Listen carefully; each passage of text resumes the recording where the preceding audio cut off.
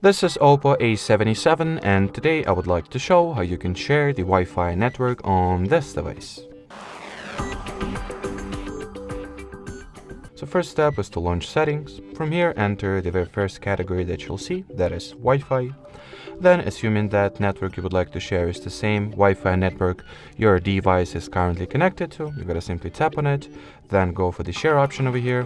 And as you can see, the pop-up window will slide up, and at this little window or section you can see the actual Wi-Fi network password gets revealed right over here, as well as the system provides you with the QR code that you can further use to scan with any other device practically and get the aforementioned device automatically connected to the Wi-Fi network.